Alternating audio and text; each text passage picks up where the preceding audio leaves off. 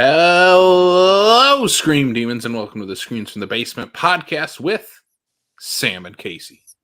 This is a horror podcast in which two horror fans discuss all things horror, including news, recent watches, horror collectibles, and more.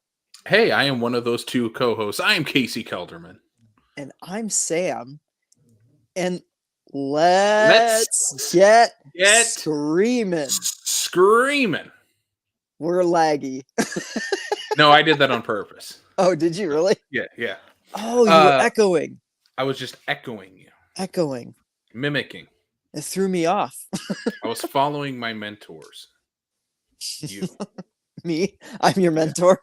Yeah. We're in trouble. You're the Rock to my Roman Reigns. God. Are you sure I can't be Roman Reigns in that scenario? No. You're the Rock. I get to be the tribal chief. Not for long. Well, he's gonna slap that tribal cheek necklace right off your face at WrestleMania. This is eventually just going to become a wrestling podcast. I hope people know that. I actually, well, not this week, but there have definitely been weeks where the reason my doobie-doo list was so short was because I was just watching wrestling. That was all of my my last time we recorded was because I was watching Royal Rumbles. Yep. God, yeah. When I get into my when I get into my heavy wrestling months, that's when I just everything else just falls to the wayside. No one cares, So sorry, everyone who is looking forward to any of our episodes in April, because all we will talk about then is WrestleMania. Sorry. Probably we should just plan on the first episode in April being just a WrestleMania episode. The WrestleMania recap, talking about Cody Rhodes finally finishing the story. Yeah. Anyway, Sam, how you been? I've been good. How are you? I'm doing awesome. I'm excited to talk about today's topic of discussion. We're keeping we kind of have a comic book themed little mini series kind of going on right now. We did Blade 2 and Hellboy 2 last time, talking just us and our buddy John Runyon. We talked about those. We did an interview with Dylan Jacobson about his new comic book Champions that just came out, so go check out that interview with Dylan. And last but not least, we're here to talk about Creepshow 1 and 2. No Creepshow 3. No, we're not talking Creepshow or the Creepshow series. We're not doing those. Just one and two. We're sticking to the double feature. We are live right now on Facebook and YouTube. We do have comments coming in already from our buddy Andy Erickson. Need to review Here for Blood to combine the wrestling and horror. I am so excited for that movie. Casey and I actually just got done recording a really fun interview. If I had had more time tonight, I would have tried to squeeze that in before tonight's episode because I've been so excited to watch that one. Is that one on Shudder or Screambox? That one's Screambox. Okay. Yeah. Screambox has been killing it with the originals lately. So the only wrestling-themed horror movie I've ever seen is Pro Wrestlers versus Zombies. So maybe we need to do Here for Blood and Pro Wrestlers versus Zombies as a double feature down the road. I have not seen that one, so I would watch it. It's not very good. I mean, come on. It's a movie called Pro Wrestlers versus Zombies. Of course it's not good. It is what it is. But Sam, what do we got going on first? We don't really have any news. We're not going to talk about trailers from the Super Bowl because who cares? We don't care. We're here. We're like we said. This is going to become a wrestling podcast at some point, not a football one. No. So we're not going to talk about any of those. There wasn't really other big news to talk about. So Sam, what's our first seg on the show? Well, you know what, Casey? We're just going to go right to my favorite question. What have you been doing lately? Hey, I finally have some stuff to watch. Not as much as you, who apparently just binged the entire catalog of movies on Shudder right now. I overachieved. But I have some movies that I'm really excited to talk about. I finally watched the movie Fire in the Sky from 1993. I don't know if you've ever seen this. I've never even heard of this. Oh, interesting. Okay, it's from director Rob Lieberman. This is a alien abduction movie. Ooh, It's okay. based on the real life story from the 70s of these uh these lumberjacks, these blue collar men who one of them gets abducted by aliens and goes missing for a 2 or 3 day period, Oh, and okay. none of the town, none of the police, none of the news, no one believes these guys that their friend has been abducted by aliens. And man, this movie is so effective. It's so creepy. It's terrifying. Like I said, 1993. The cast in this movie is pretty star-studded. Robert Patrick is the lead of this movie. He plays like the leader of this uh, of this. I don't know what's the right term. It's not like lumberjack, but like these guys who like do. Maybe that is the right term. I don't know what else to call them. Are they chopping wood? Yeah, they're chopping wood. Yeah, Lumberjack, lumberjacks. right? That's the only term. Lumberjacks. Yeah. That has to be it. Yeah. Um. I'm definitely gonna watch this because this Yeah. sounds right up my alley. Yeah. I love This is alien horror. yes, Yeah. and this is one of, if not the scariest alien movies I've ever seen. The scene where these guys see the UFO for the first time is, I mean, they see the fire in the sky. It's terrifying, and then you get a sequence where no spoilers, but like the guy comes back. He doesn't stay abducted by these aliens. They eventually Right. find him, and there's a part where he has a flashback to when he was abducted, and it's one of the Oh. scariest things I've ever seen. It is Okay. so unnerving and terrifying. It's about a 15-minute sequence of him recounting to himself what happened on that alien spaceship, and it's terrifying. Fire in the Sky. Highly recommend. Go watch that. Okay. We have another commenter coming in here, Burton. The Fire in the Sky is based on a true story. I've heard the true story before, and I'm glad I finally watched the actual film that's based Yeah. on that true story. Oh, that's insane. That's It would pair insane. it would pair really well with Phoenix Forgotten, which is a found footage Okay. alien movie that's about the Phoenix Lights. Have you ever seen The Fourth Kind? No, I've not. Okay, so that one it's gotten like savage reviews. Like it's not very well regarded, I don't feel like. But I watched that one like my sophomore year of high school, and it scared the crap out of me. I have not watched it since, but like it terrified me. It was a genuinely terrifying movie. Good alien movies are some of the scariest things you can watch. Yeah. Yeah. Good stuff. Next up, I finally got Netflix back. Kayla finally signed us back up for Netflix. I didn't have it for a while because of the stupid password sharing thing. Yeah, Even though when same. we logged into Netflix and we got logged into her family's account. So now it's working again. I don't know what's going on. That's with so Netflix. weird. Figure Those your shit out. those bastards. I bet they just changed it for a while and then they quietly changed it back and they're like, everybody else already got their accounts by now, you know? Or it only works like if you're on it at the same time or something weird Yeah, like that. I don't know. That's weird. Anyway, we got Netflix. The first movie I wanted to watch as soon as we got it back is one I was looking forward to when I heard it on the Colors of the Dark podcast. It Mhm. is Sister Death, which is a prequel to Veronica, which I was a big fan of when that movie came out 5 years ago. I think Yeah, that was a 2018 while. is when that movie came out.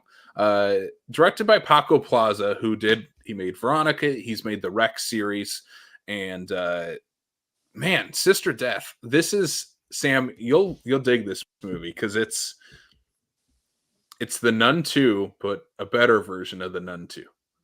I think The Okay. Nun 2 is more fun Okay. just because of the weird, like, especially that third act of The Nun 2 is really weird Yeah. and like takes in some of like the Conjuring elements, like the Annabelle Comes Home Conjuring elements, and adds it Yeah.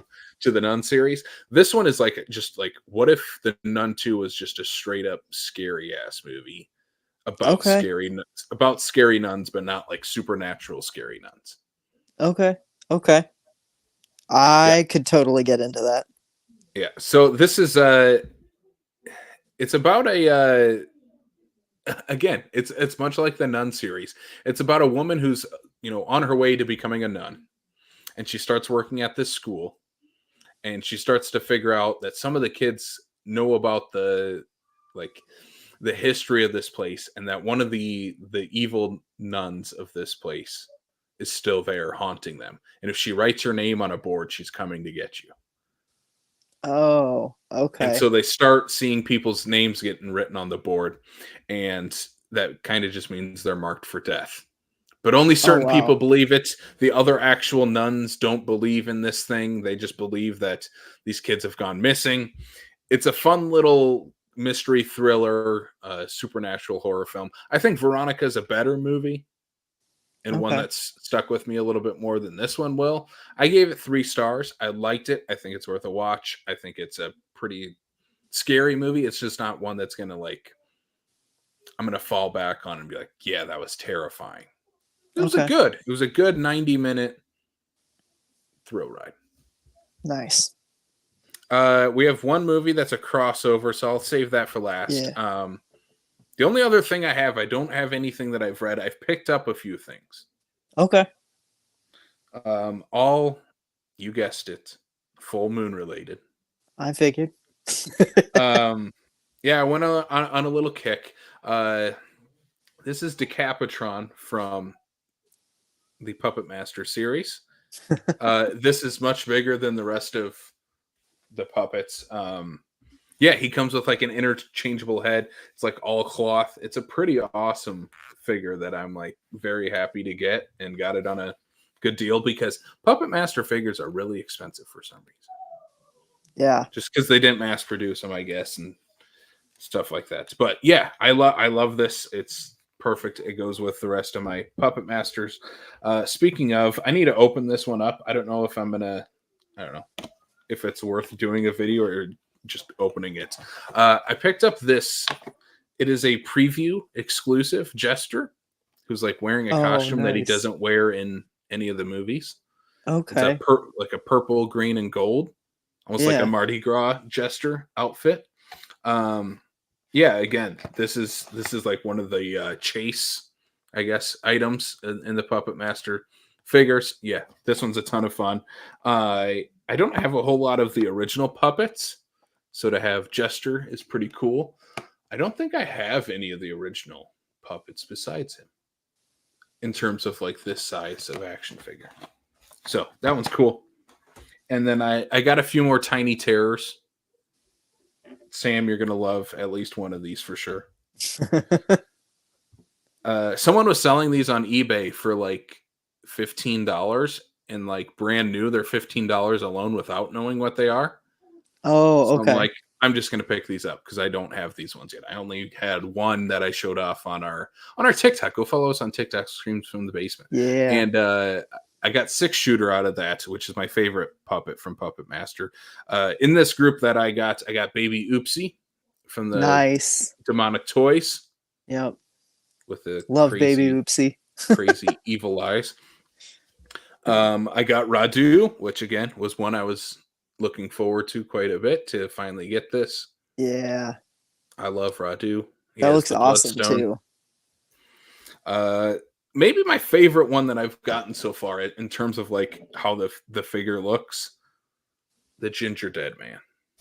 Oh my god. Yeah. That's great.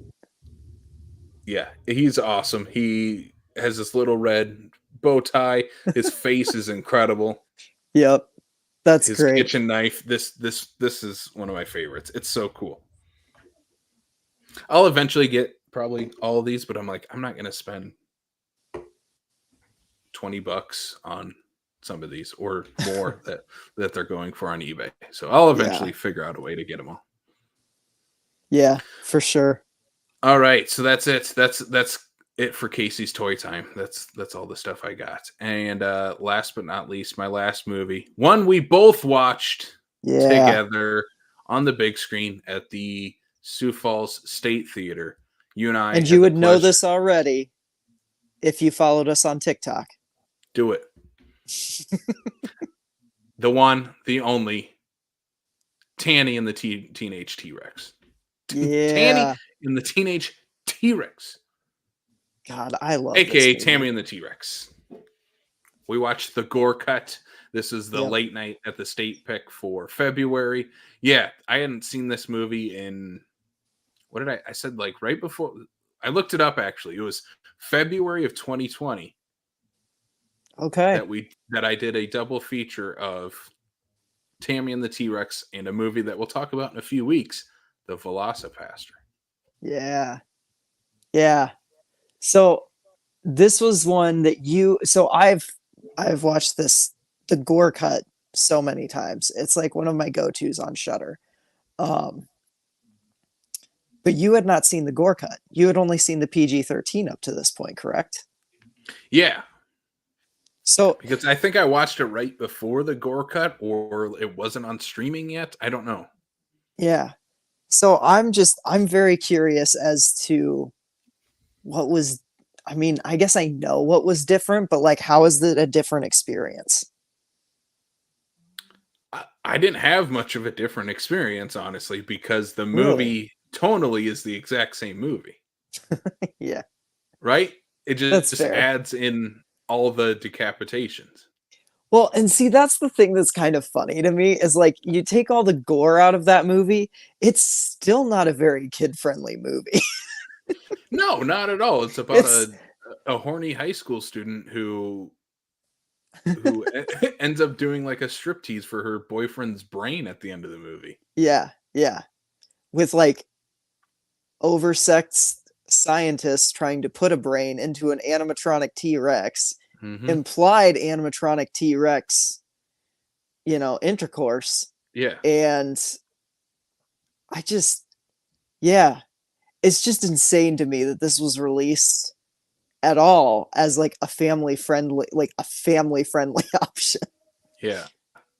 I don't know what they were expecting with this movie, because it's I mean, this is the definition for me of like a late night movie, a B movie, of Yeah. something that you just get with a bunch of friends.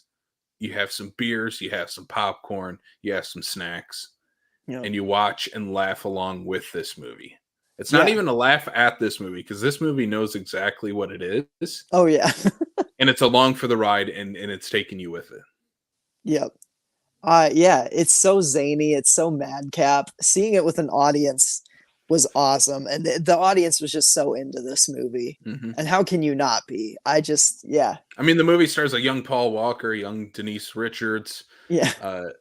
You have is it Terry Kaiser, who's Bernie from Weekend Yeah. at Bernie's. You have Malachi from Children of the Corn as a crazed scientist. Yeah, this movie kind of has Pedro from Napoleon Dynamite 10 years before Napoleon Dynamite. Playing an older character than he does in Napoleon Dynamite. Yeah, playing presumably someone who's out of high school. Yeah. Yeah. Oh gosh. Yeah. It's just a great time. It's a great time at the movies. It is. Yeah. I'm really glad that I got to see it on the big screen. I love the late nights at the state. It's just they're so much fun. They're so much fun. Yeah, and it's one of those where like the movie starts at 10:30 is usually when you start the late nights, and for me it's like the movie has to keep that pace of like I need to stay awake and watch this. And Yeah. some movies don't, and that's Yep. even watching a movie at home where it's like I'm going to probably fall asleep during this. Exactly. But if Exactly. I'm putting Tammy and the T-Rex on at 10:30, I'm staying up to watch Tammy and the T-Rex. Yep. It was a perfect late night one. I always worry going into late nights because I wake up so early during the week and they're always on a Friday. So I've been up since, 5 a.m. and just going to a movie that late is always a gamble for me. I don't know if I'm going to fall asleep. There was I didn't even come close to nodding off during Tammy and the T-Rex. Like that is just a laugh a minute riot. And the crowd was so into it. There's just like an energy with that one. And yeah, perfect late night movie. I just loved it. Yep. Sam, what about you? What have you been doing lately? You Oh have man. quite the list going on. Yeah.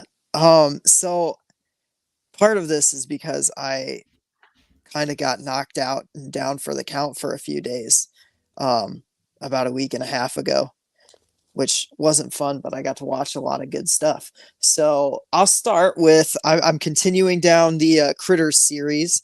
I watched Critters 3, the feature film debut of Leonardo DiCaprio. I've And heard of that guy.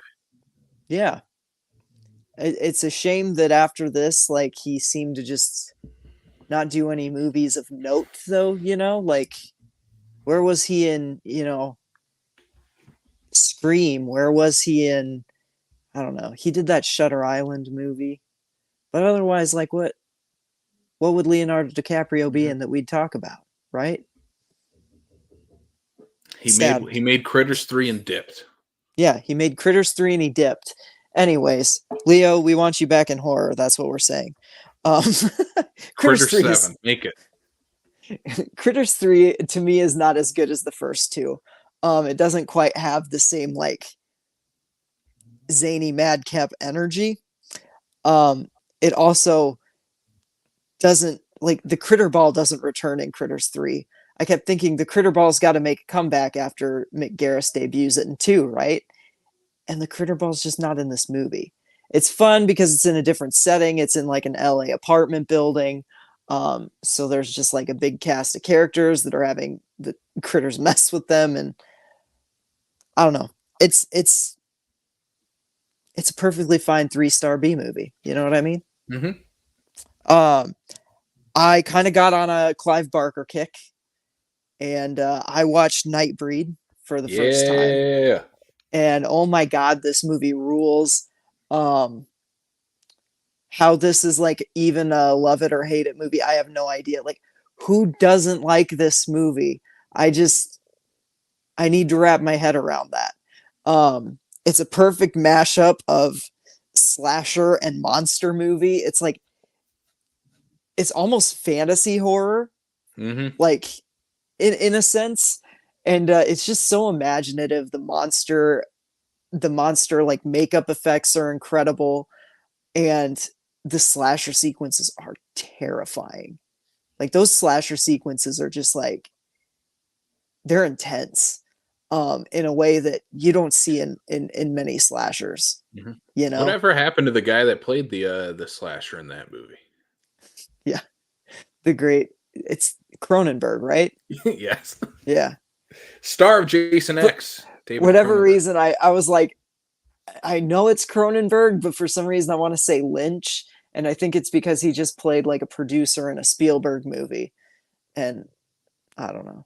I'm just all over the place with my brain.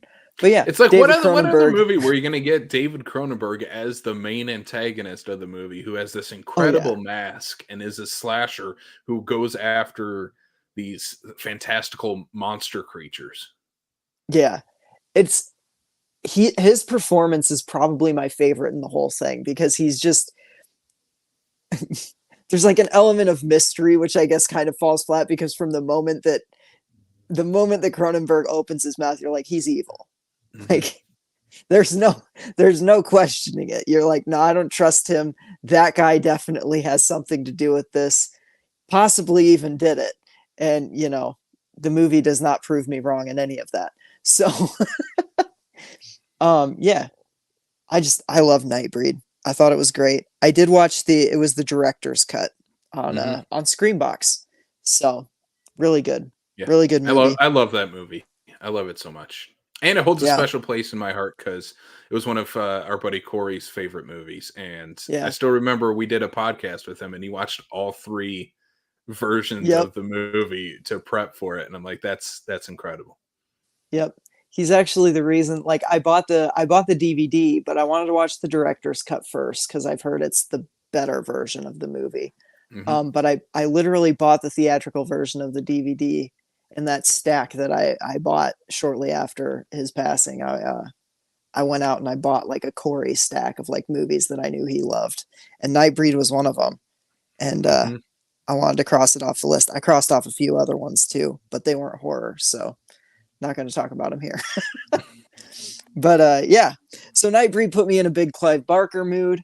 I rewatched Hellraiser for the first time since like my preteen years when it was just way too much for me, and I steered clear of a lot of just anything with Clive Barker or Hellraiser on it for most of my life, and I'm very disappointed in myself for doing that because Hellraiser rules.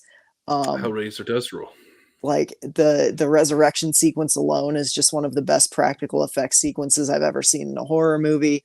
The whole thing just has this like air of dread but also like sexiness about it. It's weird. It's such a Hmm. weird imaginative movie. Um and I just yeah, I love it so much. I haven't stopped thinking about it since I revisited this one.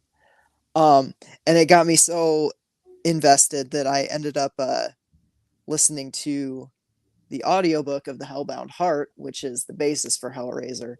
And holy crap, that book is incredible. Um, there's an audiobook version of Clive Barker reading it himself, like he is Oh, narrating it, and that's the one I listened to, and it's incredible to hear him giving his own like voice to the material. It's really great. I really enjoyed it. So I revisited a favorite of mine called The Lost Boys, and I believe I've talked about it ad I've nauseum heard of on it. this podcast. Yeah. So, but The yeah, first movie, the first vampire movie where they sparkle. yeah, yeah, I love The Lost Boys. Cry Little Sister's a jam.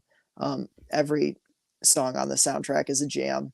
Kiefer's mullet is the stuff of legend, and yeah, Sexy I'll Sax always Man love is this something of movie. Sexy Sax Man is something of legend. Tim Capello, I love Tim Capello. So yeah, The Lost Boys, it rules. In prep for an interview, I watched some Hell House movies, Yeah. and they were terrifying. Especially the new one, Carmichael Manor. Um, that one has kept me up the last couple of nights. It is a genuinely terrifying movie. It's very in line with the first one. Um, both of them scared the crap out of me, but like Carmichael Manor has just stuck with me in a way that the first one did not. And yeah, really recommend the new Hell House movie. Um, I definitely think you'll want to watch at least the first one before seeing Carmichael Manor because I feel like it's maybe a richer experience, but I don't know if you have to. Like, I feel Yeah, like I don't think Carmichael you could need be to. your No. first one. Yeah. Hmm. Like, Carmichael Manor could just be your first Hell House movie. Um, yeah, genuinely terrifying. Haven't had a reaction like that to a movie in a while. So there's a reason I'm not using my ring light right now. And can we tease the interview? It's already been posted on the socials, right? Yeah, we already said what we're doing. Yeah. Yeah, yeah. So we have an interview with Hell House franchise producer Joe Joe Bandelli. Joe Bandelli. Yeah, Joe Bandelli. We just recorded that tonight. It'll be hitting podcast feed a week from Friday, correct? Yep. Yep. Yeah. So that'll be fun. Be on the lookout for that. Watch Hell House LLC Origins Carmichael Manor. It's genuinely terrifying. Hmm. So I read a couple other books. I read Whale Fall by Daniel Kraus, which is like a horror survival thriller about a guy who, on a dive, gets caught in between a giant squid and a whale and a giant sperm whale fighting and ends up getting swallowed by the sperm whale and has to find his way out of it. Um, Premise alone is terrifying, especially my whole ocean thing. I just don't like all any of that. So like especially the first like half of this book, it was just like an anxiety trip for me. But the book is like weirdly it's also about like a father son relationship, and the way the book is written and the way it unfolds is really unique. And it has quite a bit of emotional power by the end of it. I really enjoyed this. It's by Daniel Kraus, who he's just kind of one of my favorite indie horror authors working right now. Although this is a pretty big book, so I don't know if he's indie horror anymore. So good for him. Um, but yeah, Whale Fall by Daniel Kraus.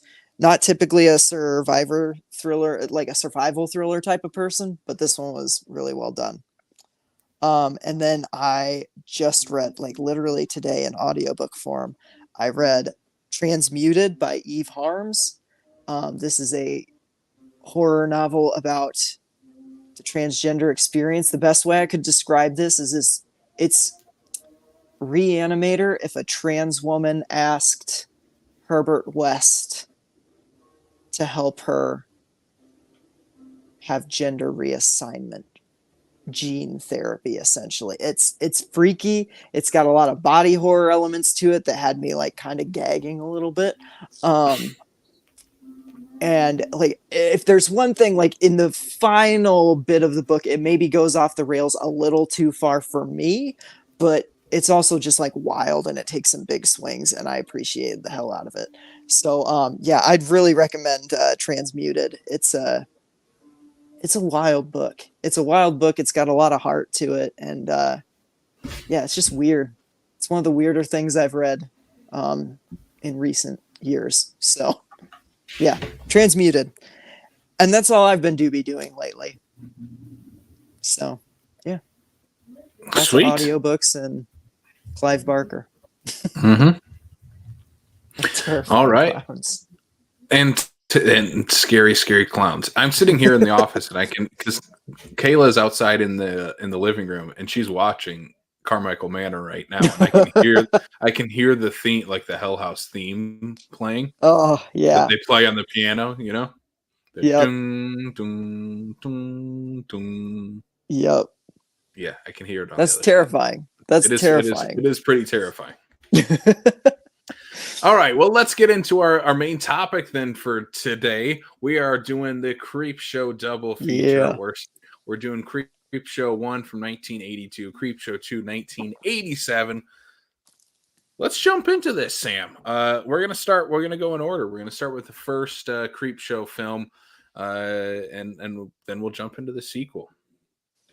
So Yeah. the first Creepshow, it is I mean, if people don't know what Creepshow is, directed by George A. Romero, segments written by Stephen King, two of the biggest names in horror coming together for this EC Comics inspired horror anthology. And the thing is set up with this wraparound where Tom Atkins, the great Tom Atkins, mustache-less, dick in this, is a dick father. A father to Stephen King's actual son, Joe Hill, who plays the young boy in this. I did not know that. Yes, that is Joe Hill. How did I have seen this movie I don't know how many times. I never realized that. It is. And I believe, someone can correct me if I'm wrong, the scene where where Tom Atkins smacks Joe Hill in the face. I believe Stephen King told him just smack him in the face. Oh my God. Yeah. I mean, that was back when Stephen King was like drinking and on cocaine. So like makes a little bit of sense, but like, oh God. Yeah. Yeah. So Tom Atkins plays this dad who he's an abusive father, obviously, and he does not want his son reading pulp horror comics. The one he's reading in his room is Creepshow. And we get an inside look on what was contained in that comic book. Let's go segment by segment here. I don't know if we need to do like a history, our history with this, because I don't remember the first time I watched either of these movies. They're not ones that like I grew up with. They were. I remember the first time I watched Creepshow too, but like Creepshow, no. Creepshow's just been like, it's just like Creepshow just showed up one day. Mm-hmm. Like, for me, it was one of those movies. It was like when I was getting into horror and watching like stuff from the 80s. It's like, all right, well, let's watch Creepshow because that's one I haven't seen. All right, let's move on to Sleepaway Camp. Let's go. Well, it's always on streaming somewhere. Yeah. Except this time, it wasn't streaming anywhere. Oh, see, I've bought both of them on like the $5 Voodoo sales. So that way I can just pull them up whenever. I had the DVD at one point. I don't know where it went. So we had to rent it, which sucked, but whatever. It is what it is. Anyway, let's go to this first one. Speaking of bad fathers, the first segment is Father's Day. Father's Day, Sam. What are your thoughts on Father's Day? And maybe we should talk, I guess, what the plot is of Father's Day. What is the plot? Like, The, it's Father's Day. Crazy drunk aunt who killed her dad comes home. Dad comes back to life, kills her. as the zombie, yep. Yeah. All because he wants cake. And I'm like, All because he wants like, cake. it's maybe I think it might be the best motivation of any zombie ever. Of like, Yeah, the maybe. reason he comes back to life is because he wants cake. And I'm like, I don't blame you, buddy. I would too. Yeah, that's fair. It's a good, like, it's funny. It's a little like it's goofy. It's over the top. To me, like this one might be my least favorite in the whole one, and it's just Interesting. because it's really forgettable until the like final shot. Like I feel like it's just like one long gag to hit the final shot of like the head in the cake, you know? Yeah. The so this is the one with Ed Harris in it. And for me, Yes. that's And one he's of the great. and he's great. He does a funny little dance. I think him and Crispin Glover should have a dance off at some point because they're both Oh terrible God, dancers. yeah. They should have a little dance off or something. Anyway, so like for me, he's kind of the standout. And every time I watch this, of like, oh, I can't wait to watch Ed Harris do his little funny little dance. This introduces like the Creepshow style in this, especially where you do the freeze frame and then you have the colored background with the, I don't know, like a POW behind them, Yeah. like comic book style behind them. Yep. And I think that this one does it so great, and it's a perfect tone setter for the rest of the movie. I have a lot of fun with this one. I kind of have the same problem with a lot of these, where I think they're maybe a little too long. Yeah. There's only 5 segments. It's a 2-hour long movie, but they're all just maybe 5 minutes too long. I don't I know. would I would argue that about every single segment we're going to talk tonight in both movies. Yeah, two. We'll get to 2 because that one's only Yeah. 3 segments, and Yeah, but at least that one's only 90 minutes, whereas this one's 2 hours. mhm. And sometimes like I don't know, to me the movie picks up on the next segment. This one, Creepshow. And I feel like Father's Day, Ed Harris and that final shot aside, could have been excised from this movie and like just made it a little bit shorter than like the 2 hours that it is. Oh, I don't think it should be excised. I think it should just be cut down to be Yeah, maybe shorter. all of them should just be shorter. Because to me, like 2 hours for this movie is a little long for Yeah. what it is, you know? Also, we'll talk about this when we get to another segment later, where the payoff for this segment and another segment are almost exactly the same. Yeah. And I'm like, you guys just did that like 2 segments ago. Why are we doing the same bit again? We'll get to it later. Yep. Let's get to the most divisive segment of the first Creepshow, the lonesome death of Jordy Verrill. Speaking of Stephen King, this is the one-man show in this segment. He plays Jordy Yep. Verrill, who's this kind of backwoods dimwit who has a meteor, ends up in his backyard, and he thinks of all the different ways he can make money off this and sell it to the university or sell it to science and make what, $200? Is that what he wants out of this? Yeah, something like $200. Yeah. He gets meteor shit on his hand, and it soon begins to like take over his body, and he slowly starts to grow like moss and, I don't know, just green algae all over his body. He grows like a giant green beard at one point. Very dark ending for a pretty goofy segment. Sam, I have a feeling you and I are on the same page with this. I love this segment. I love this segment. Casey, this has always been my favorite segment of this movie. A large part of that is Stephen King's wacky performance. Mm-hmm. But the thing that really gets me is just how like fucking bleak this one is. Because it is like it's a really like it goes downhill so fast, Yeah. like from the kookiness. And the final shot, I love the like idea of, oh, this isn't over. This is going to Taking continue. over. Yeah. To me, this segment is like, if I was reading this in comic book form, this would be my favorite segment in that format too. Like, Yeah. Yeah. Oh yeah, for sure. yeah. I don't know. I love this one. I think the effects are great. Um I just I love every utterance of meteor shit, Meteor you know? shit. Hmm. Yeah. This segment's incredible to me. This is this is my idea of like a perfect creep show segment. Yeah, yeah, I agree with that. Because it feels very much like those pulp comic books of like, or even like for me, like I didn't read those. Like our version of those were the Goosebumps books, and Right. like this would feel like, oh my gosh, this would be one of my favorite Goosebumps, where this kid finds a meteor and it ends up making him grow a bunch of green hair and algae all over him. Yeah, exactly. And Exactly. then at the end, the cliffhanger is it takes over the world, but you don't Yeah. see how. And like that's the perfect way to end this segment. I love it. I love it so much. I think King is great. He's one of the most memorable performances in this movie because I mean it's just him. There's nobody else in this segment at all. Yep. Besides Vince McMahon's voice, which kind of took me out for a little bit, hearing Vince with all the stuff that's going on with him, and hearing his voice Yeah. on the TV kind of took me out of the movie. Anyway, Oof. Yeah. the beside I mean, he's the only one in this segment, and to be a non-actor having to perform that, I think he does a great job. I know a lot of people rag on him for this. I think he's great. Yeah. I do too. Um I feel like we're gonna get hate for this, but Oh, for the yeah, I know. I don't I just why and why I don't understand why. I I'm don't gonna get get it. hate Yeah.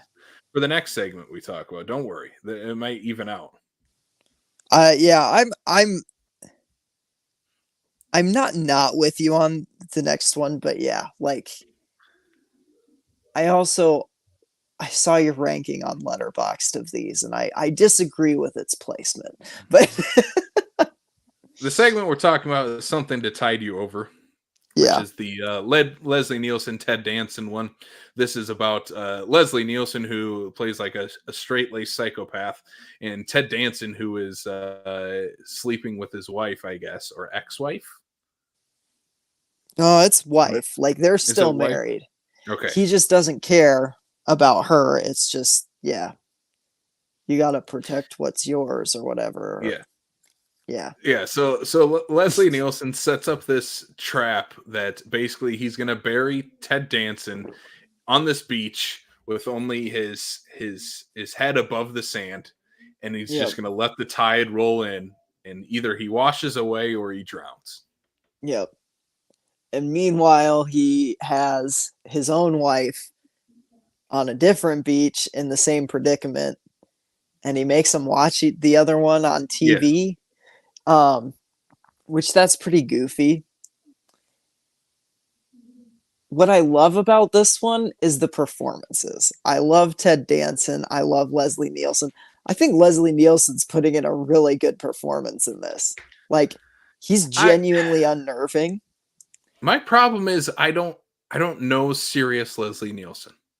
I Yeah, only know Naked Gun Airplane Leslie Nielsen. And for yeah. me, I'm like I'm waiting for him to deliver deadpan lines that make me laugh out loud, and he just doesn't.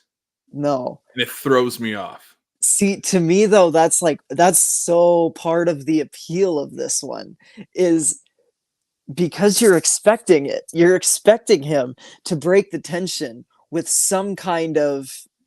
um with some kind of quip or jab or funny face, and all you get is coldness, and Mhm. it's very unnerving.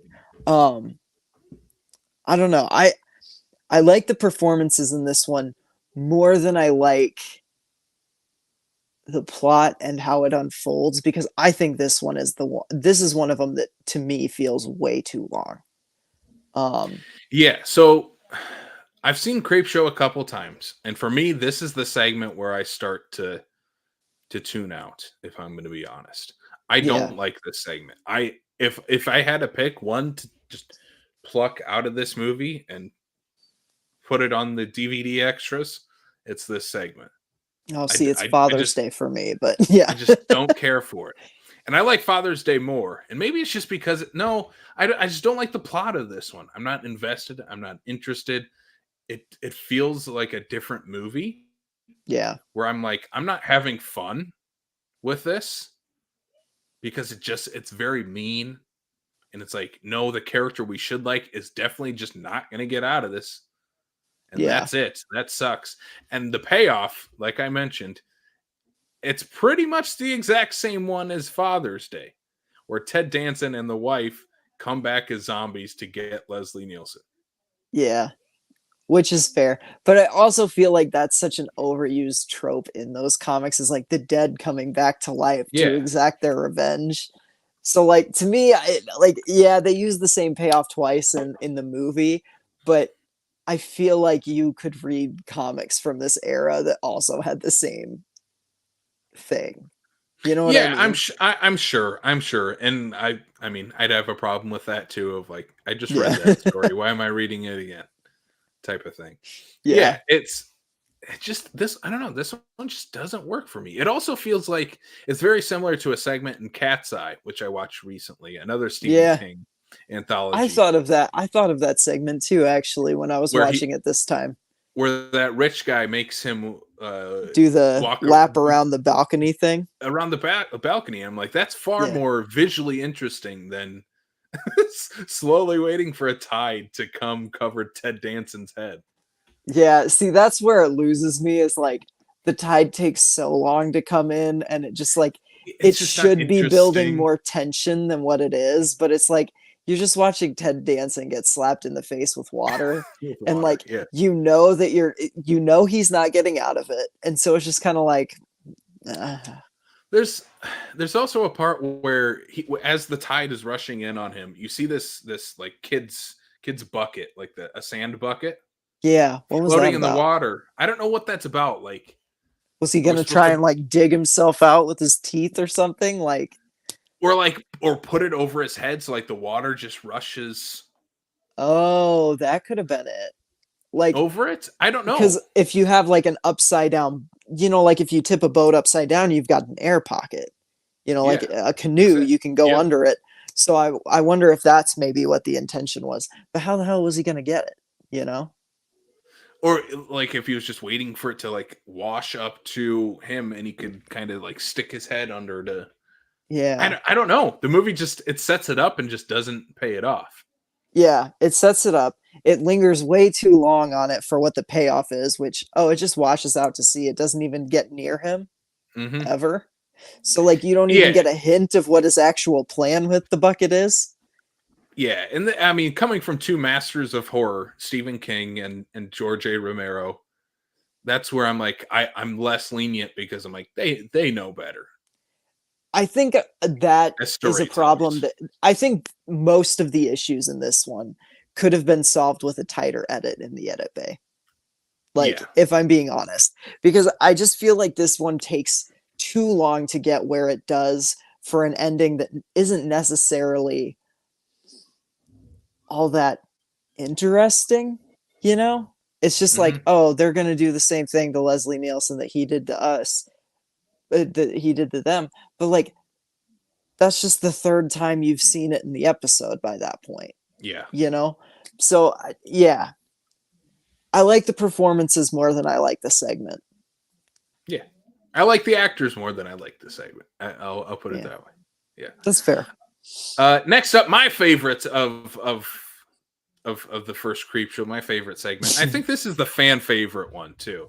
This is the one Yeah, kind of everybody talks about. This is the crate, which is the one that features some incredible Tom Savini special effects in this segment, and yeah, It's set at a university, and underneath this staircase, there's this like mysterious box, and basically the people who work there try to figure out what's inside the box. And once they open it, it's like this monstrous, furry, hairy creature that just attacks people and pulls them back inside the crate. And this, I mean, again, it's a revenge tale. It deals with relationships. It deals with it deals with what, eight? Go ahead. You're laughing. Yeah, there's, I love this one because it deals with like you said, you got the gist of it. It's just this one has so many characters that you have to go through a chain to get to like the meat of the story. Yeah, and I'll agree. It is too long. And again, I think that's just my problem with every segment. Yeah. Adrienne Barbeau is incredible in this. Where she's so good. And she's kind of playing against type in this, isn't she? Like, yeah, from what I've seen. Yeah, from what I've seen. Like, I don't know. I wasn't used to seeing her play such a catty bitch, like she's, I don't know. I kind of loved it. She was great. She was hamming it up. I love that this reunited her and Hal Holbrook. It was kind of like a little mini The Fog reunion after a couple of years. Like, I don't know if they even share. I don't think they share screen time in The Fog, but like, I just love that movie, and it was kind of cool to see both of them in a segment, not just in a segment together, but they're husband and wife. They're actually playing off of each other in this, and playing off of each other really well. Yeah, Hal Holbrook. The entire segment is like fantasizing of ways he's going to kill her because she's just a truly awful human being. Yeah. And he eventually, in this very convoluted way, finds a way that's, this is how I'm going to do it. And it's this weird monster creature in this crate at the university he works at. Yeah. And it's kind of great. Like, they do a fake out with it, where it kind of takes too long. Like, he brings her down to the thing and she's taking her time going under the stairs, and he's lured her there under false pretenses. She thinks there's like a woman who needs help back there. And he just kind of like grabs her and starts shaking her and like yelling for the monster to come get her, which I'm like, you only waited like 20 seconds, dude. Like, and the monster doesn't come. And then she like yells at him for a good, like, it's like 3 or 4 minutes of just Adrienne Barbeau laying into Hal Holbrook. And as much as I love watching her choose scenery, that rant goes on way too long.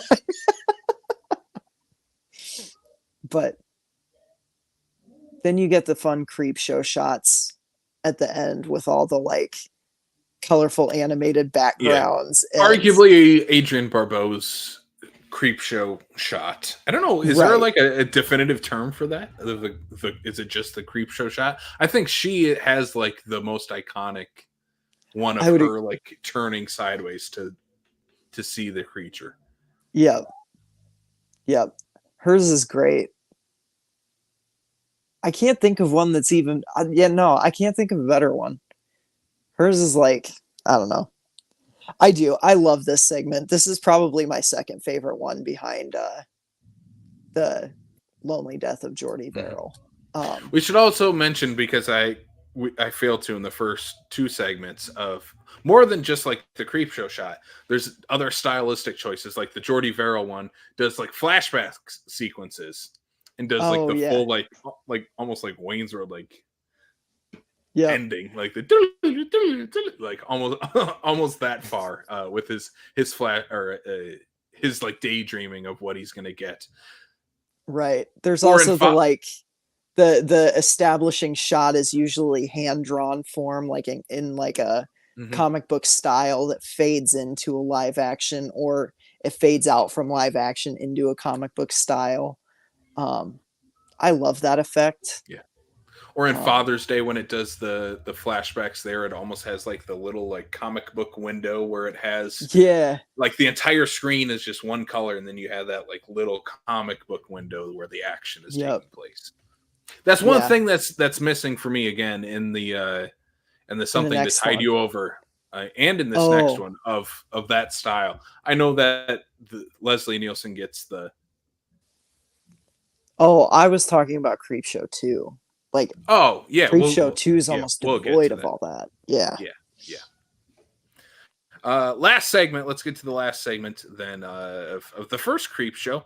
They're creeping up on you. This is the one that's for me maybe the most forgettable, I guess. For me, of this, it's not my Yeah. least favorite, but it's deals with this man who's like obsessed with like killing cockroaches and making sure everything is clean and perfect in his house, and then it Hmm. just slowly more and more cockroaches show up, and Yeah. he goes mad because there's so many cockroaches. Yeah, I mean that's Like basically that's it. the segment. Like that's it, He's a right? Yeah, horrible wealthy old man who doesn't have an ounce of good in his body. So you just like you watch him go crazy and then you watch him get eaten alive by cockroaches. Like, yeah. and it's And like that's the you segment. don't feel bad about it because he's an awful human being and he deserves it. But the thing that I love about this one is like in the end with like the reveal of the body and the cockroach, like those practical effects are disgusting. Like Hmm. that whole sequence is just like it just like it makes me feel icky. Yeah. Yeah. So, but yeah, that's about it. That's It's a about it fine for the segment. segment. Yeah. Yeah. It's one that I think fits perfect in like the tone of Creep Show and what it's going Yep. for, of like just a pretty, again, basically one person in one location, and what's the creepy thing that happens to them. And this is like Yep. fear of cockroaches and bugs and I do love insects. And the like pure white apartment too. Like yeah. I don't know why. It's a very aesthetically pleasing like set design, Hmm. I guess. It's, And it yeah, it also feels helps when the almost like cockroaches start going all otherworldly. over the place. Yeah, Hmm. yeah. It's got a little bit of Uh, like a sci-fi look to it. hmm. So to end the wraparound of this with Tom With Joe Atkins Hill.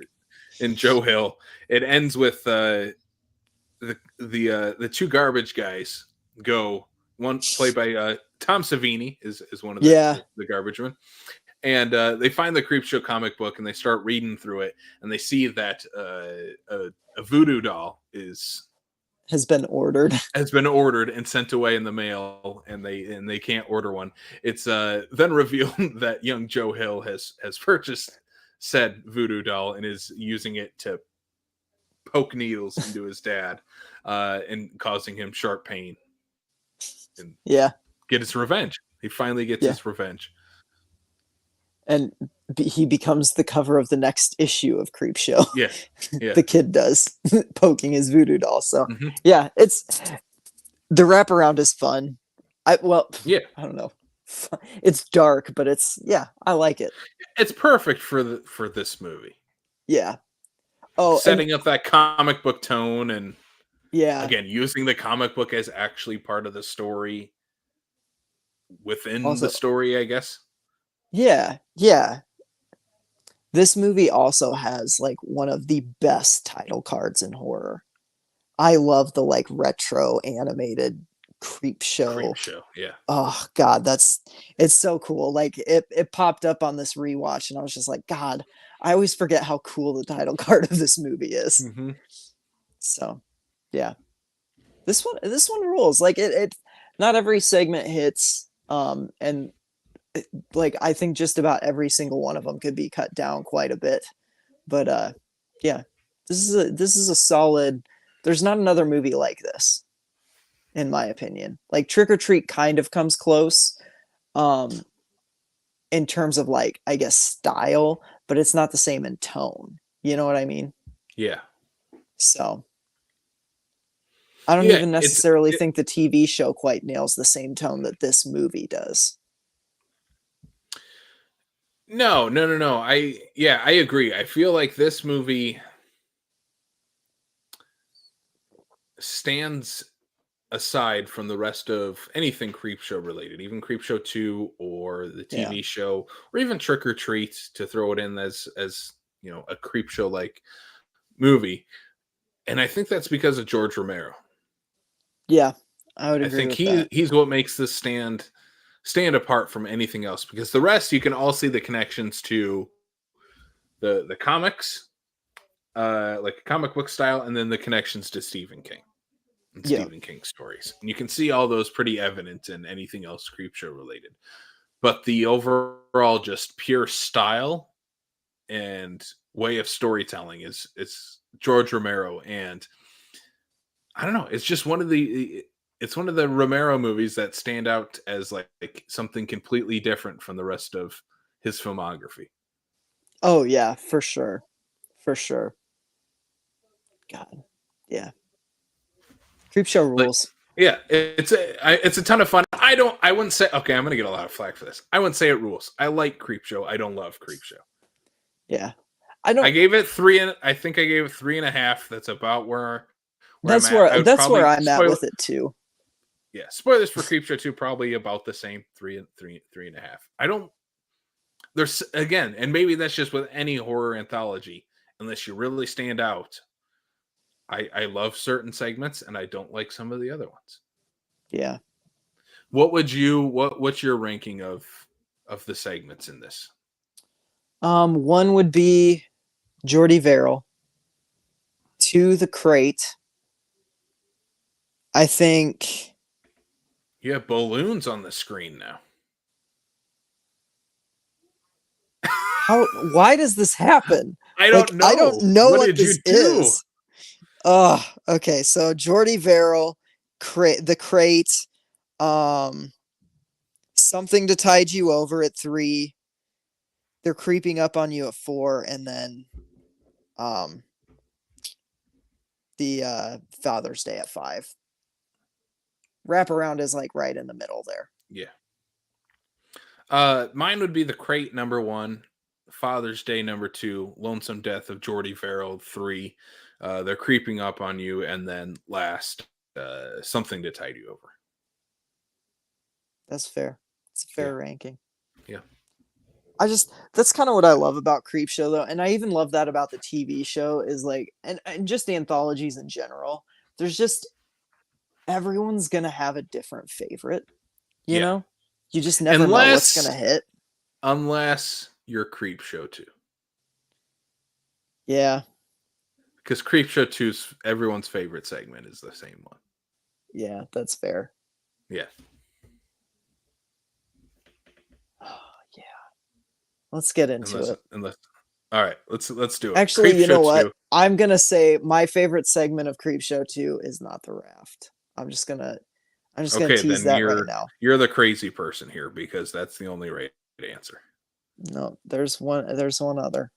I'll All explain right. myself. You're gonna have to. All right, let's get it. Let's get into this. Creepshow 2, 1987. Screenplay this time by George Romero. Stories by Stephen King. Directed by Michael Gornick, who takes over for Romero in the director's chair. This one has, like I said, 3 segments. The wraparound is a comic book, like animated wraparound. I love it. I Mm-hmm. think stylistically, it adds the most. What it adds the most to upon that first film. I love the wraparound segment in that, but I think the wraparound segment of like animated creep is incredible. It's so great. Animated creep following the kid who just got the new creep show around town while he's trying to evade bullies. Yeah, I. So that's what I mean. My favorite part about this movie is the wraparound. Like, Yeah, fair part of enough. it is because I love the cheap animation. Like, I just do. Um, I love that every time he rides his bike, they like are clearly playing like the same like 3-second clip of a bicycle wheel just over and over, because there's literally like a pause in between every single one as it cycles through. It's hilarious. Um, I just I don't know. Everything about this animated wraparound, it just works for me. And I think it's because this is a show that you and Kayla actually got me hooked on, is Tales from the Crypt Keeper, Mm-hmm. which is so in line with what this is doing in its wraparound that it just to me feels like a Tales from the Crypt Keeper segment, and it just kind of makes me I don't know, it gives me vibes of that show, and I love that show. So Yeah. the prologue Yeah. is probably my favorite. Yeah, Yeah. I'm right there with you. It has total vibes of that 90s Tales from the Crypt Keeper animated series. Highly recommend that. That show rules. Yeah, it's great, and I think it's on Tubi. a couple of things. It's on Tubi for sure. It might even be on Screenbox. I think for a while they got it or Oh, something. interesting. That'd be Or cool if they maybe, had that, yeah, like Toxic Crusaders on there too. yeah, I know, right? Yeah, I love. Yeah, Tales from the Crypt Keeper is awesome. Anyways, Creepshow 2. All right, Sam. First segment, Creepshow 2. Old Chief Woodenhead. Is So this your favorite one? what? I was like, is Oh this your no, favorite one? Okay. the animated wraparound is my favorite one. I know it's Oh not well, I technically a mean that segment. doesn't count. Come on. Okay, well, if we're going for segments, yes, The Raft is probably my favorite. Yeah. But here's the thing: every single one of these has an issue that just bugs me about it, that I can't get around. You know what Okay. I mean? Yeah. Yeah. Yeah. Every Yeah. single The Raft segment has does. one. The Raft Yeah. has one for me too. Where Yep. I anyway, just we'll get to it. Yeah, we'll get to it. So Old Chief Woodenhead, I do like this one a lot. Um it falls under the same category of it's too damn long for what Mm-hmm. it is. And that's something that I really feel in this one. Like you said, this is a 90-minute movie with 3 segments. Um, every segment is about a half an hour of the movie. Mm-hmm. And I think, especially in the last segment, it is felt like very much, in my opinion. Um, Old Chief Woodenhead takes, like, I weirdly like the setup of this so Yeah. much more than I like the payoff. Like, because this is about it's a dying town, and there's an old couple, Ray and Martha, who they run the general store, and times are tough for everybody. They're in tough times.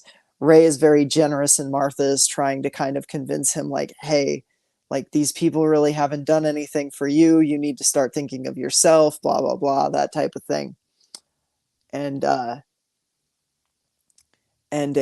Native American chief from the area um, comes in and essentially gives Ray these artifacts that are very special to his tribe, um, in exchange for letting them essentially loan out things from the store until they can pay them back.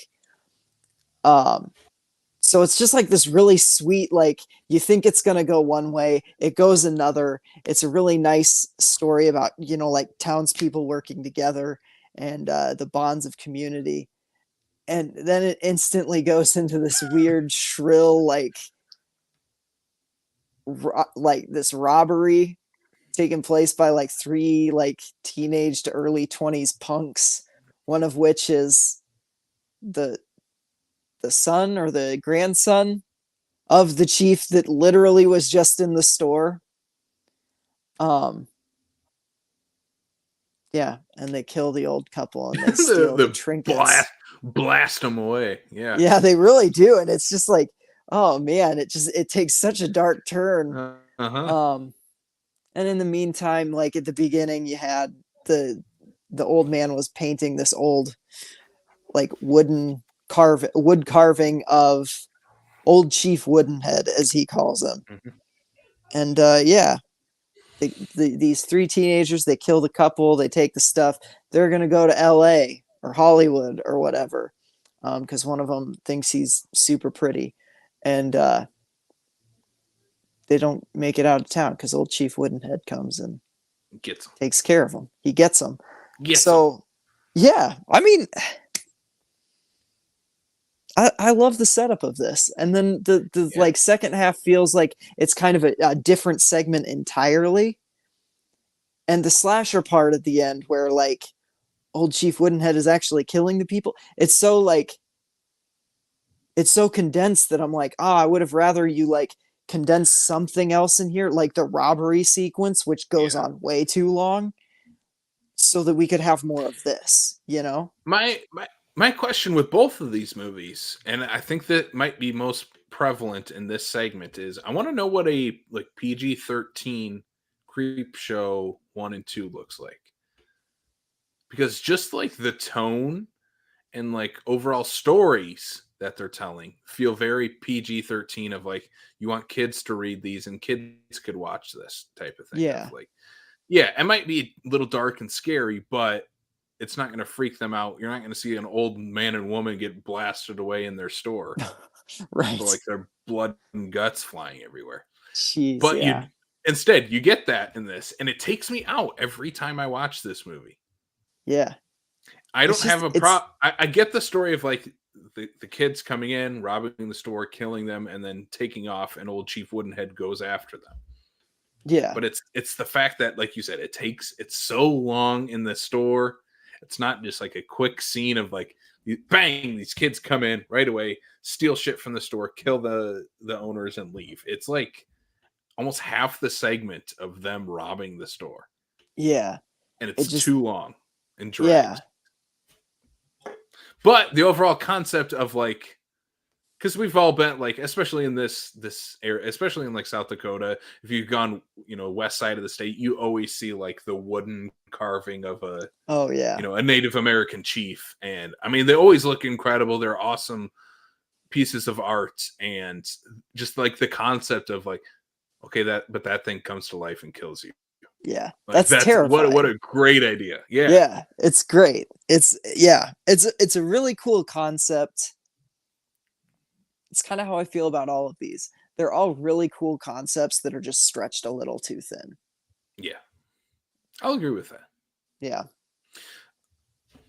Let's move on then to I mean this is maybe of all the segments of both of these Creepshow movies, the one I feel like people talk about the most. Maybe Yeah. the crates, maybe people talk about the crate just as much, but this is the raft. This one's so iconic that Joe Lynch literally homaged it in his own Creepshow segment with Barbara Crampton. Do you remember that one? I don't think I watched. Is that like She is that in plays the third season? I Oh, think it's she plays the building supervisor, okay, yeah. and there's the plumber and the Cloggy, Oh, the yeah. drain monster, and he pulls her into the sewer grate in the basement at the end. And like as he's pulling her in, like she's got one leg sticking straight up, and Yeah. it's great. Yeah, that's like So, I maybe mean, my favorite segment in the whole series. I love that one. yeah, I need to catch up on that series. I'm behind, I but do I've too. I've heard I'm some of the behind a later little. later seasons aren't great. Anyway, the Yeah, raft. I mean, the it's raft. a bunch of college students who go out, and it's like the fall. It's cold, but they're like, let's go take a dip in the water, and they do, and they swim out to this raft that's out in the middle of this lake, and they soon find out like there's something else in the water with them, and Hmm. basically this thing like almost like absorbs your body, and if it gets onto you it'll start like eating away at your skin and just peeling away your Yeah, flesh, and it's just disgusting, yeah. disgusting. This is like the goopiest creep show segment, I think, Hmm. because it's And yeah, that's what it's just oozy and slimy and yeah, oozy, slimy. Again, it's perfect of like these characters in one setting, and what's the creepy thing that's going to happen to them. yeah, And this time it's just like green sludge that's chasing after them in this lake. And again, it's the isolation factor of like, okay, we can't swim away because this thing is fast and it'll catch up to us no matter where we go. We're stuck on this raft. How are we going to get off this? yeah. It's in the It's off it. season, so no one's coming to like Yep. check. Yeah, For some reason, we left the car running because we wanted to hear the radio, and we're probably going to run out of gas anyway if we get out of here. yeah. Stupid teenagers. Yeah. But yeah, the practical effects in this are just incredible. My favorite one is of the gal who's laying on the raft, and she gets Oh up and it God, just yeah. like peels off her because it came up from underneath. It's so goopy and gross and Yeah. My disgusting. my favorite is the one that Joe Lynch homaged. I love the guy getting just sucked through the raft, where like by one leg with his other leg just like Hmm. breaking and coming straight up next to like, oh, to me that just like that death that death hurts to me on a different level. Like it's just like, oh God. Hmm. I'm not a flexible person. I can't imagine, you know. Don't And make me again, do the splits as you're killing me. I think the beauty of this segment is that there isn't. I mean, the plot is so simple. It's Yeah. four college students swim out to a raft, and there's like a flesh eating This is the best bacteria paced in the one. water. Yeah. This is the one with the best pacing for sure. It's Yeah. just it knows what it is, it does it, and it gets out before it's too much. Hmm. Well, not quite. It almost does. Yeah. So there's one part in this segment where there's two people left. A Yeah. guy, And it's like our the guy main you're supposed to be guy rooting for. rooting for. Yep. And one of his friends, it's not his girlfriend. It is the other guy's girlfriend after he dies and she's left Yeah. on. And he just like, I mean, he starts like molesting her. Yeah. He literally Like starts he feeling starts, her up while she's asleep. yeah. Yeah. It's And it's just it's just so out of nowhere, too. it's jarring. It's not within like what we've seen of his character at Yeah. all. Like, and it just begs the question, why is this even in here? Like, It you didn't truly need is this needed. segment to be longer. Like, you could have excised because it's a long sequence too. Like, Hmm. it's almost a whole minute of just him like groping her Yeah. while she's unconscious, and it's just like, what is this? Like, why? Yeah. And it's instead of like just being adding more tension to it where they maybe try to figure how are we going to get off this raft, let's try paddling, and like we take turns on opposite sides to trying to figure out different ways to get off the raft. It's just let's just insert this icky gross, and not in a fun way like the rest of it, just an Yeah, icky gross scene instead. yeah. I don't know. It's just It's so unnecessary for the rest of the segment where I think The Raft is one of the great horror anthology segments ever, yep. and it just sucks that that's a part of it That there's because like a it's so little black mark unnecessary. on it. Yeah, Yeah, it's just like it's always just a little tainted because of like that, and it's just like yeah. it'd be perfect. It'd be genuinely perfect without that one scene. Hmm. So All right, last segment, Creepshow 2, The Hitchhiker. Sam, you just watched this one. I'll be honest, when I watch Creepshow 2, I don't usually pay too much attention to this last segment because okay, The Raft does it for me. It's about a woman who yeah, commits hit and run. yeah. So it starts with her like in this bedroom with a guy who is clearly not her husband, and you literally find out that he's a prostitute, and they have this whole conversation about she needs to start paying him more and blah blah blah, and they have a conversation about alarm clocks, and then she's like, oh, I'm gonna be late, and she's trying to get home to meet her husband, and yeah, she's distracted on the road, she hits a hitchhiker, and then the hitchhiker keeps popping up, and no matter how much she destroys him, like she shoots him, she's running him over with her car, she's doing all these things, and he just keeps coming back, and he'll just pop up over the hood of her car or whatever. That's it. That's all that happens throughout the entire segment, and it happens for an entire, like, I don't know. 25 minutes. Yeah. Yeah, it's like a whole 25-minute segment, and it's an endurance test, honestly. Like, I don't like this segment. I don't know. I don't know. It's got some good special effects. That's what I'll say about it. It's got some pretty decent special effects as the, hitchhiker becomes more and more like messed up. Mm-hmm. He's pretty goopy and gross and gory, but like the payoff isn't even all that great. Like she makes it home and then like her husband, like, and she gets out of the car in the garage and the hitchhiker's like under her car. And then the husband comes home and finds her dead in the front seat. Like, that's just okay. Like Mm-hmm. well, it's just one of those that's like, if you had pared this down to like a 10-minute segment, it might be good. But at 25 minutes, it's like, oh, you didn't have anything here. You didn't have anything to flesh this out with, except for a conversation that she has with a prostitute that does not even factor into anything later. Like nothing. Mm-hmm. It's just, I don't know. And I think that's why I love the raft segment so much, because it's a very simple story, but it's played so well and paced so well of like, well, it also helps that there's 4 people that you can kill off in that segment where like everything else has like 1 and that's it. Yeah. Yeah. And the more and more we talk about these Creepshow movies, I feel like we're very negative, and I don't want us to come off as negative on these. No. But I think I love the idea of all of these stories, but they all just feel too long for what they are. Agreed. Yeah.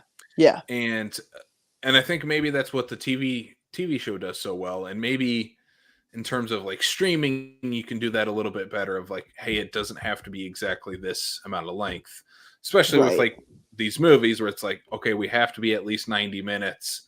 We have 3 segments. Each has to be 25 to 28 minutes long. Right. And some of these stories just don't warrant that much time. And The Hitchhiker is definitely one of them where, like you said, if it was 10 minutes long, I think it'd be a fun little segment of like, oh, she can't kill this hitchhiker that she had a hit and run with. And, and ends with her crashing her car, whatever the payoff to that is. Right. It's just one of those that it's like, it's really fun for a while. It just goes on so long that it stops being fun. Yeah. It doesn't progress. Yeah. Yeah, exactly. Like they can only escalate it so far. And I feel like, like you said, we're not saying any of this to be like negative or be like these movies suck, because like, let's face it, we wouldn't have picked to do. Oh, they don't.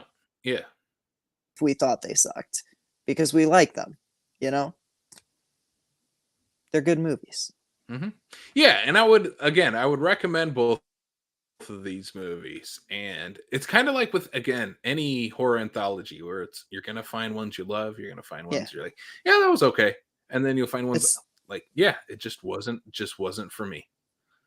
Yeah. It's a mixed bag all the time. Like, Mm-hmm. Valentine's Day is coming up. It's like when you get a Valentine's Day chocolate, like heart thing, with all the little chocolates in it, and it doesn't come with a guide. Sooner or later, you're going to run into the one that you don't like. For most people, that's coconut. I think that's crazy. I love coconut in my chocolate. But, I don't know. You bite into it and you get the raspberry one. It's like, ugh. Yeah. And you're just caramel? Like, ugh. Yeah. Exactly. Yep. Everybody has their raspberry or their caramel or the coconut. Or it's just like, this one wasn't for me. But then sometimes you bite into it and there's just a juicy cherry just covered in grenadine in there, and you're just like, yeah. And that's the raft minus we are not speaking the same language, Sam. No, you don't like cherries? No. Oh, weird. Okay. Give me the almond one or the caramel. Oh one. yeah, that's what I'm talking about. Almond is good. Almond is good. Yeah.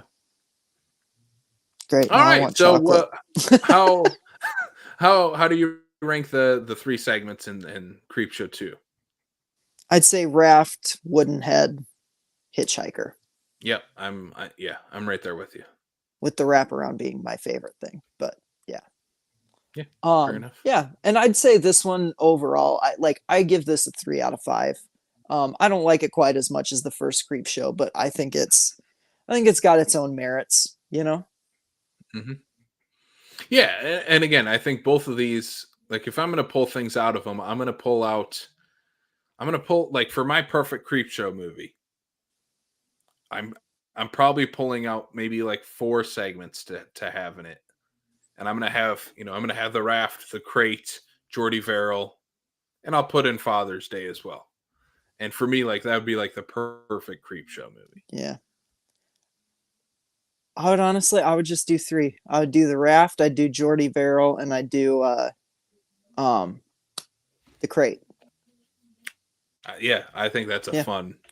I just That's a that fun that Creepshow movie. those to me are like the ones that really stand out. Like if I had to add a 4th one, um I don't know, probably the bug one. There's the crawling one. Mm-hmm. I can't remember the title of Yeah. it. Yeah. Just because that one's a little different than the other ones, and I Mm-hmm. don't know. It's the throwaway one. You kind of have to have one in every anthology where it's just like, well, this is just this, you know? Yeah. Unless you're Trick Yeah. or Treat, where they're all great. Yeah, that's true. Trick or Treat just has all bangers. It's all killer, no Yeah. filler, baby. All killer, no filler. Speaking of all killer, no filler, we're done with this episode. This is a rather short episode for us. Yeah, hope you all enjoyed it. Please, if you're listening to us wherever you listen to your podcast, or if you're watching us on YouTube or Facebook, drop a comment. Let us know your favorite segment from both Creepshow 1 and Creepshow 2. Let us know what your favorite is, and I mean, let us know what your least favorite one is too. Yeah. Absolutely. If you like this and you want more, you can subscribe to us on Apple, Spotify, or Google Podcasts while Google Podcasts is still a thing. I should probably take that And off. I don't know if it is a thing in like it might be today. That might actually be the last one. I don't know. Like very soon. So switch over, people. Switch over to Spotify or Apple Podcast if you're using Google. Yeah. Or just watch us on YouTube, you know. And if you want to follow us on socials, we are on Facebook, Twitter, Instagram, and TikTok. Still doing TikToks. We're having fun with it. And yeah, just be good people. Be good people. You can check out our TeePublic store. You can buy some of our merch. Hey, I'm repping some of our nice. merch right now. Screams from the Basement. I'm not, but that's not our merch. Don't plug someone else's merch on our show, Sam. Check out the Gaslight Anthem. Yeah. Of this free shirt, of this shirt that Nick Simon got me. It's true. Nick Simon bought me this shirt, guys. Yeah. Hey, if you do want to buy some merch and want to help out this podcast, though, use our affiliate link with Fangoria. You can go to shop.fangoria.com/Screams from the Basement. Use our discount code Screams from the Basement. That's pretty easy to do. It'll save you 20% on anything that you purchase on Fangoria, including an annual subscription or any cool merch. I know they just had a couple things in the last couple weeks, awesome merch drops over there. So go check that out and use our affiliate link. Helps us out and it helps you out as well. Hell yeah. Sam, what else do we got to plug? We got some interviews that people should go listen to. We just dropped last week our interview with Dylan Jacobson on his comic book Champions, which features a creepy clown, Men in Black, and a man-eating pig. A pig man who a man-eating pig man. A man-eating pig man. Not a pig eating man. He's a man-eating pig man. Yeah. It's a great comic. It was such a fun read. And Dylan was a great guest. So yeah, definitely check out that interview. And then coming up next week on our podcast feeds and up on YouTube next Friday, we have an interview, like Sam said earlier, on the Hell House franchise. Specifically, we're talking Hell House LLC Origins, the Carmichael Manor, with producer of all the Hell House movies. He also directed Unknown Dimension, which is the paranormal activity documentary that's featured on Paramount Plus and in that big Paramount box set for the Paranormal Activity franchise. Joe Bandelli, he joins us to chat about all things Hell House, and we kind of just deep dive into his work on that, the evolution of that franchise, and we talk a lot about other found footage movies as well. So be on the lookout for that interview. Absolutely. All right, Sam, what else do we got going on? Nothing? That's it? No, We can end the that's show? it. We can end the show. So everybody, from the bottom of our blackened souls, thanks for tuning in, and sweet screams. Sweet screams.